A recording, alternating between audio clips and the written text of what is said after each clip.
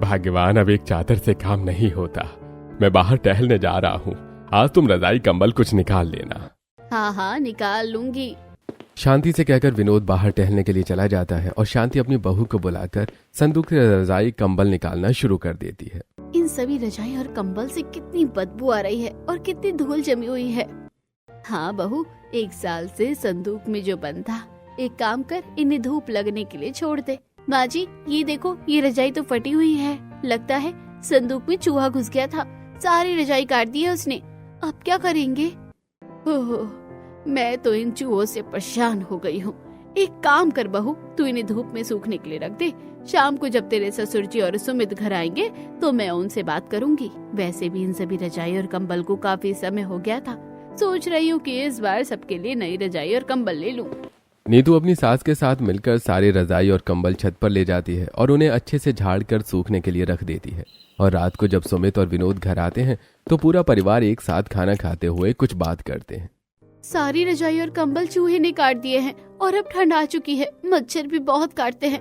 कल ही चलते हैं ना कुछ रजाई और कंबल लेने। हाँ पापा, चलते हैं ना। वैसे भी आजकल मैंने देखा है कि नए तरीके के कंबल और रजाई निकाल रहे हैं।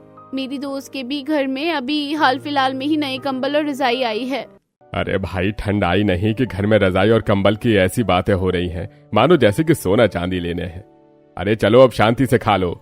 घर में नई रजाई और कंबल आने वाली थी, जिस वजह से काजल काफी खुश होती है।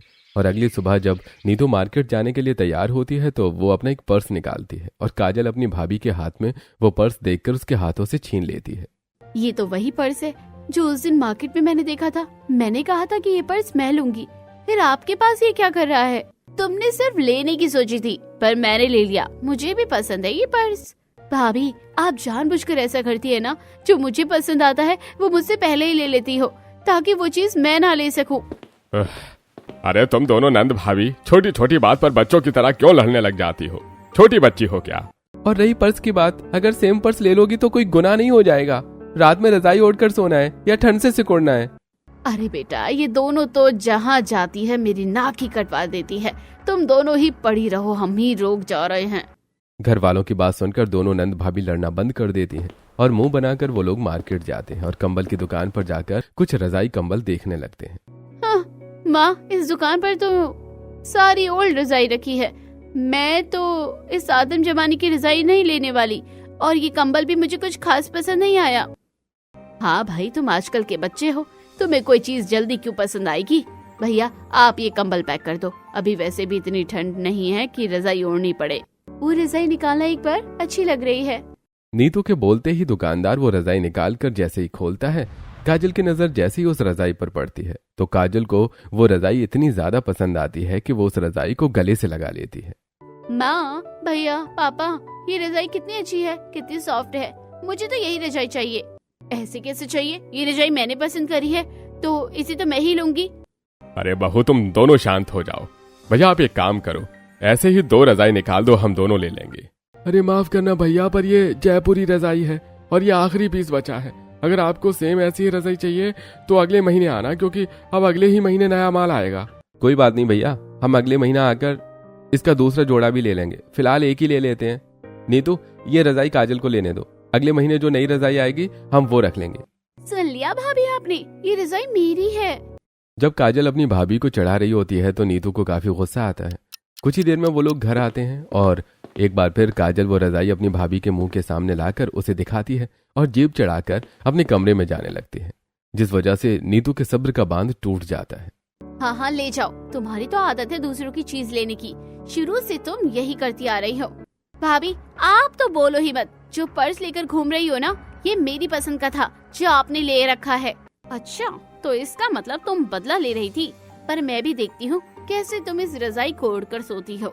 अरे बस करो तुम दोनों। दुकान वालों के सामने भी हमारी इंसल्ट करवाने का एक मौका नहीं छोड़ा।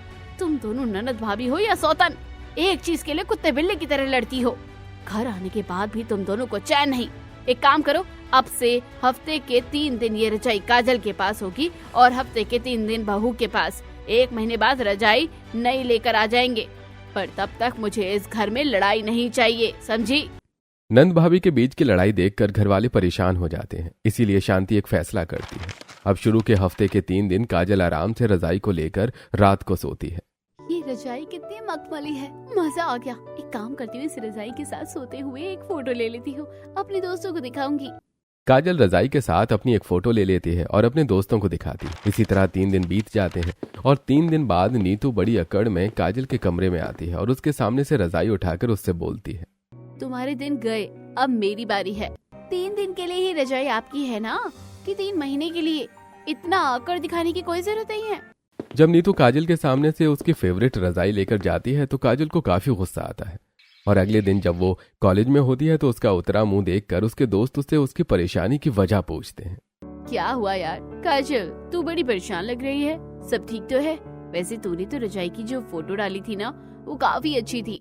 हाँ, क्या फायदा यार, अब वो रजाई 3 दिनों के लिए भाभी की है। तुम कोई आइडिया दो ना, ताकि मेरी भाभी उस रजाई को लेकर रात को सो ही ना पाए, क्योंकि मुझे अपनी भाभी से अपनी कोई भी चीज शेयर नहीं करनी। वो वही चीज लेती है जो मुझे पसंद आता है और हर वक्त मुझे चिढ़ाती रहती है। क्या यार, तुम नंद भाभी कम और बहनें ज्यादा लगती हो। तुम दोनों की पसंद एक जैसी है और एक ही चीज के लिए लड़ती रहती हो।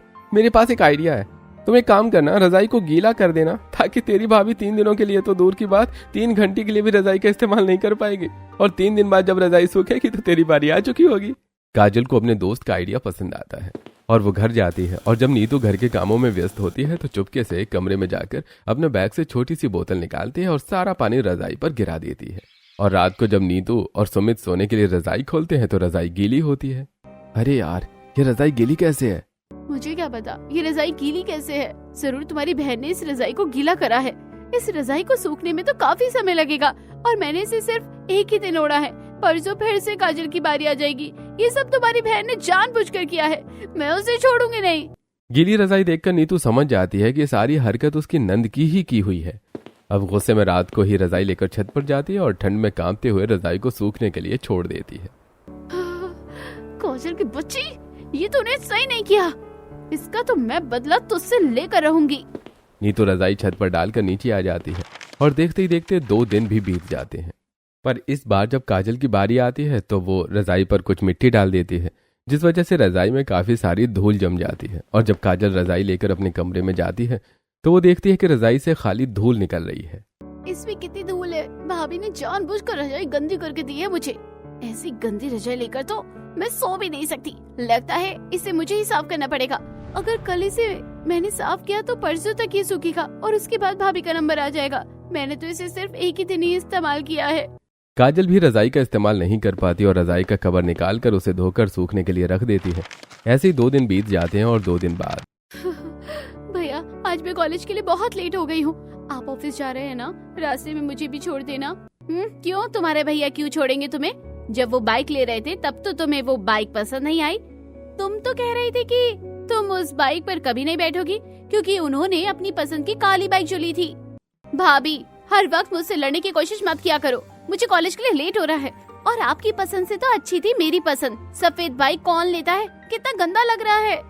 तुम्हारी उस नीली बाइक से तो लाख गुना अच्छी है वो बाइक। तुम्हारी पसंद तो बिल्कुल छपरी वाली थी। अरे तुम दोनों के पास लड़ाई करने के अलावा कोई काम नहीं है क्या?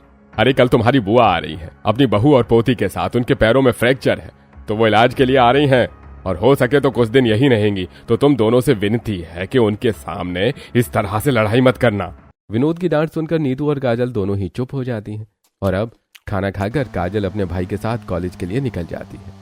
और अगले ही दिन सुमित्रा अपनी बहू शिल्पा और पोती दिशा के साथ आती है। अरे आओ दीदी, आराम से बैठना। बुआ जी नमस्ते, मैं अभी आपके लिए कुछ खाने को लाती हूँ। नहीं दीदी, इन सब की जरूरत नहीं है, हम बाहर से नाश्ता करके आए हैं। पापा जी ने हमें बाहर ही नाश्ता करवा दिया था। चलो कोई बात नहीं, मैंने गेस्ट रूम साफ कर दिया है। बहू, मैं तुम्हें तुम्हारे कमरे तक छोड़ देती हूँ।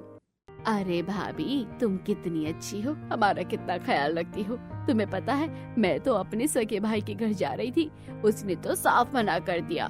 कहता है कि मेरे बहू बेटे तुम्हें रहने नहीं देंगे। पर तुम देख लो कितना दूर का रिश्ता है हमारा। पर फिर भी विनोद मुझे अपनी बड़ी बहन से भी बढ़कर मानता है। जैसे ही उसे पता चला कि मेरे पैर में फ्रैक्चर है और मैं इलाज करवाने यहाँ आ रही हूँ, उसने एक बार भी मना नहीं किया और हमें लेने के लिए बस स्टैंड तक आ गया। क्या दीदी, तुम भी ना छोटी छोटी बातों को दिल पर ले लेती हो। पता है सुरेश भैया का कितना छोटा घर है और उनकी बहू बेटी भी तो ठीक नहीं है। उनके घर में जगह भी नहीं होगी और ठंड का मौसम है। अच्छा किया जो आप यहाँ आ गई। शांति सुमित्रा को दिलासा देने की कोशिश करती है और कुछ ही देर में सुमित्रा अपनी बहू के साथ अपने कमरे में जाती है। देखते ही देखते रात हो जाती है, पर आज रजाई लेने की बारी नीतू की होती है। इसीलिए काजल उठती है और अपनी भाभी के कमरे से रजाई उठाकर अपने कमरे में ले जाती है। दीदी, आप भाभी के कमरे से रजाई क्यों लेकर आ गई? हमारे कमरे में भी तो रजाई रखी हुई है। क्योंकि ये रजाई हमारी है, भाभी को पता नहीं चलना चाहिए कि हमने ये रजाई चोरी करी है। मैं इसे अलमारी के ऊपर रख देती हूँ। जब रात में सब अपने कमरे में सो जाएंगे तब हम इस रजाई को निकालकर आराम से सोएंगे। ये बहुत मुलायम और मखमली है। मुझे तो ऐसी ही रजाई पसंद है। घर में मेहमान हैं, उनके साथ एडजस्ट करना पड़ेगा। घर में मेहमान आने के भी तो फायदे ही होते हैं। काजल अलमारी के ऊपर रजाई छुपाकर रख देती है और रात को सभी लोग खाना खाकर अपने कमरे में सोने के लिए जाते हैं। पर जब नीतू को अपने कमरे में रजाई नहीं मिलती तो उसे बहुत गुस्सा आता है और अब वो अपने पति से कहती है, सुमित, तुम्हारी बहन की ये बहुत नीच हरकत है। वो रजाई मैंने पसंद करी पर तुमने अपनी बहन को दे दिया। माँ जी ने 3-3 दिन के लिए हमें रजाई बांटी थी, उसमें भी देखो तुम्हारी बहन ने क्या करा। घर में मेहमान नहीं आए कि मेरे कमरे से रजाई चोरी कर ली। लेकिन मैं मेहमानों के सामने रात में हंगामा नहीं कर सकती। अगर मेहमान ना होते ना तो सच में बता रही हूँ, आज तुम्हारी बहन का चूहों जैसा जो मुंह है ना, उसका वही मुंह घसीटते हुए बाहर लेकर आती। अरे फिक्र मत करो, मैं काम धंधा छोड़कर तुम नंद भाभी के लिए एक अखाड़ा खोल दूंगा। फिर तुम दोनों एक दूसरे को उसमें पटकती रहना। यही नहीं कि जो मिल गया है उसमें तसल्ली कर लो। सुमित अपनी ही बीवी को सुनाकर पुरानी रजाई निकालकर ओढ़कर चुपचाप सो जाता है। पर काजल को नींद नहीं आती और अगले दिन जब काजल कॉलेज जाती है और शांति दिशा शिल्पा के साथ अपनी नंद को अस्पताल लेकर जाती है तो नीतू मौके का फायदा उठाकर अपनी नंद के कमरे से रजाई लेकर आ जाती है और उस रजाई को बेड के नीचे छुपाकर रख देती है। इस बार भी मैं देखती हूँ ये काजल की बच्ची 3 दिन मेरी बारी कैसे खराब करती है। एक दिन तो उसने मेरी रजाई इस्तेमाल कर ली, पर 2 दिन अब भी बाकी है मेरे पास। नीतू रजाई छुपा तो देती है, पर शाम को जब सब घर आते हैं तो काजल सबसे पहले अपने कमरे में फ्रेश होने के लिए जाती है और अपनी रजाई न देखकर समझ जाती है कि उसकी भाभी ने उसके कमरे से रजाई निकाल ली है। जिसके बाद वो चुपके से अपनी भाभी के कमरे में जाती है और रजाई देखने लगती है। अलमारी के ऊपर भी रजाई नहीं है, कहाँ रख दी उन्होंने रजाई? इतना बोलकर काजल स्टूल से नीचे उतरती है और बेड के नीचे देखती है। अब उसे जैसे ही रजाई मिलती है वो रजाई लेकर कमरे से बाहर निकलती है और तभी कमरे के बाहर खड़ी नीतू उसे रजाई ले जाते हुए देख लेती है और उसके हाथों से रजाई छीनते हुए कहती है, मुझे तो पता था तुम 1 नंबर की नीच लड़की हो। देख लो माँ जी अपनी बेटी की छोटी हरकतें। अगर मैं नीच लड़की हूँ ना तो आप भी गिरी हुई औरत हो। घर में मेहमान आए हैं तो क्या मेहमानों को नई रजाई नहीं दोगी? दिशा को मेरी रजाई पसंद है ना, भाभी मुझे दो। मेहमान जाने के बाद आप ले लेना इस रजाई को। अभी दिशा के लिए मुझे ये रजाई दो।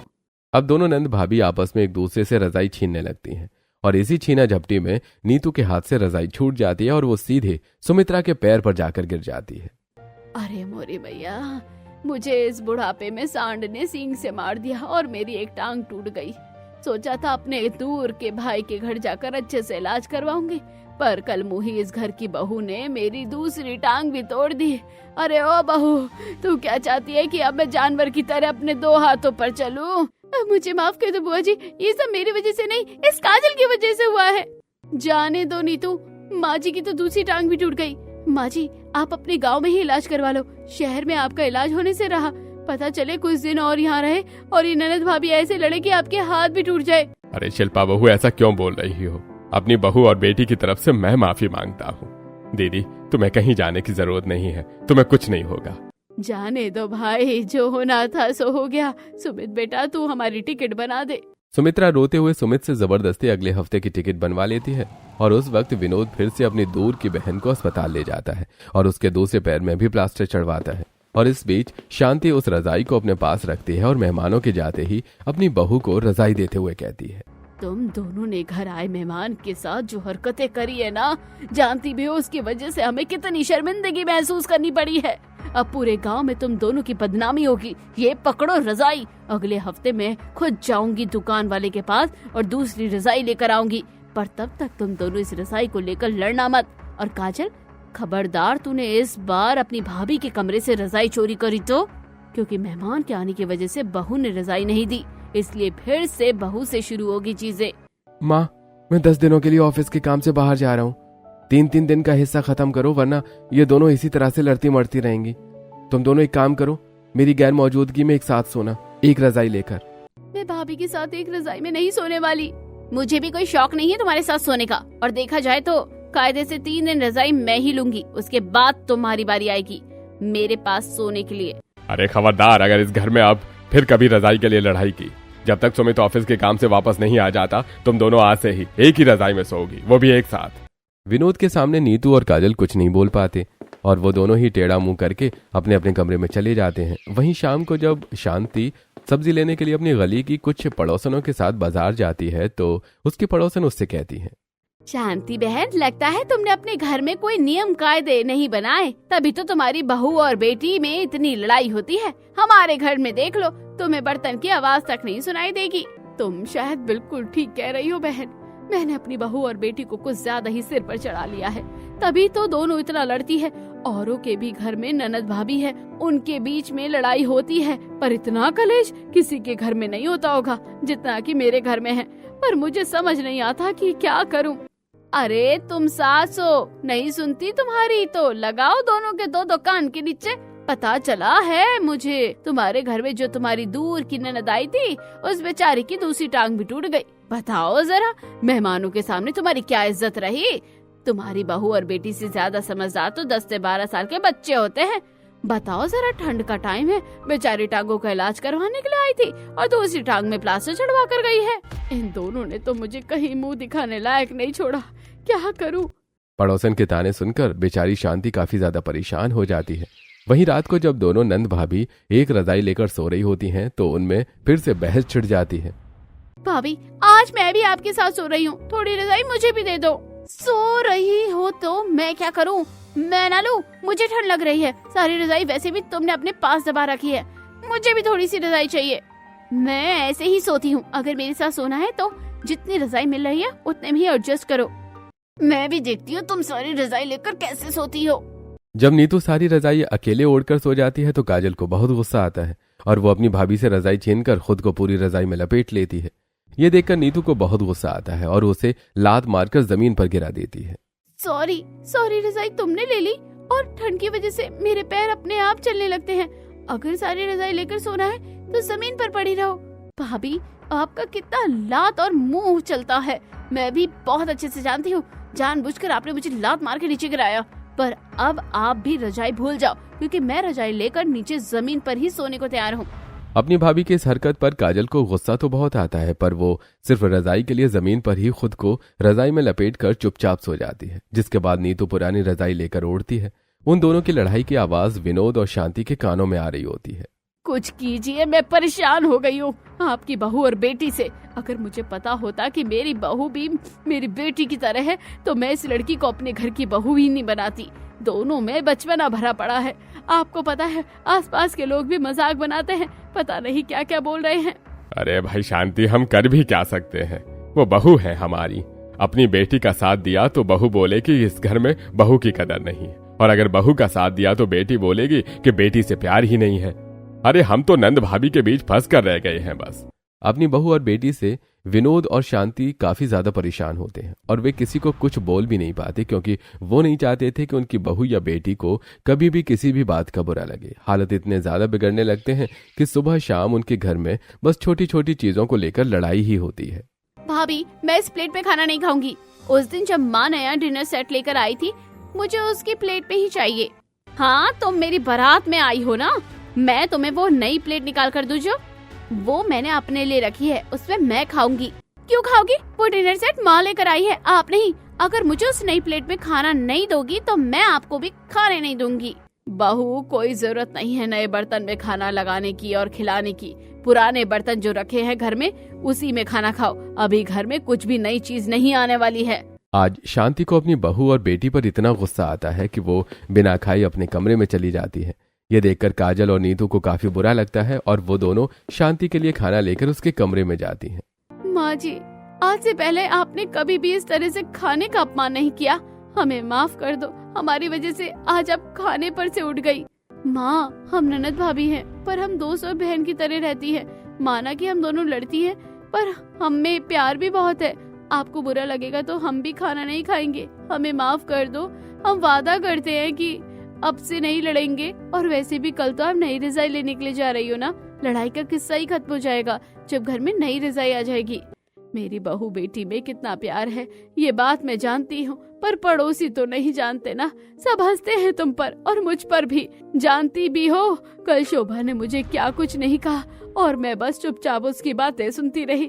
सिर्फ तुम दोनों के चलते मेरी कोई इज्जत नहीं रही, ना अपने खानदान में, ना गांव में और ना ही इस मोहल्ले में। शांति को इतना दुखी देखकर काजल और नीतू को बहुत दुख होता है और वो दोनों शांति से ना लड़ने का वादा करती हैं। देखते ही देखते पूरा दिन बीत जाता है, पर आज एक बार भी नीतू और काजल के बीच में लड़ाई नहीं होती, जिसे देखकर रात में सोने से पहले विनोद और शांति को काफी अच्छा लगता है। मुझे लगा था मेरी बहू बेटी बस लड़ना जानती है, पर उन दोनों में समझ भी है। आज मैंने उन्हें समझाया तो उन्हें मेरी बात समझ आ गई और आज देखो घर में कितनी शांति है। लगता है आज अपनी आखिरी रात दोनों ननद भाभी एक रजाई में अच्छे से काटेंगी। सही कह रही हो शांति, काश के यही सुकून अब हमेशा रहे। आज रात में शांति देखकर विनोद और शांति को काफी सुकून मिलता है। वहीं कमरे में अब भी दोनों नंद भाभी आराम आराम से लड़ाई कर रही होती हैं। काजल देखो माँ जी बहुत परेशान है और हमने उनसे वादा किया है कि हम नहीं लड़ेंगे, तो चुपचाप से रजाई मुझे दे दो, या तो फिर इंसानों की तरह मेरे साथ रजाई में सो जाओ। वैसे भी कल सुबह तुम्हारे भैया आ जाएंगे।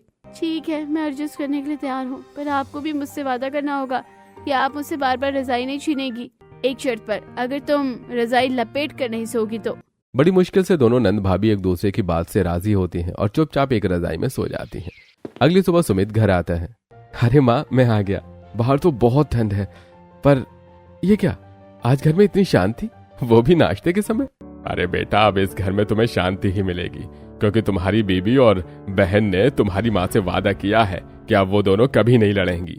अरे वैसे मुझे ये बात हजम तो नहीं हो रही, पर चलो देखते हैं ये सिलसिला कितने दिनों तक का है। वैसे मुझे बहुत भूख लगी है और नींद भी आ रही है। मैं फ्रेश होकर आ रहा हूँ, मेरा नाश्ता कमरे में ले आओ और फिर मुझे आराम से सोना भी है।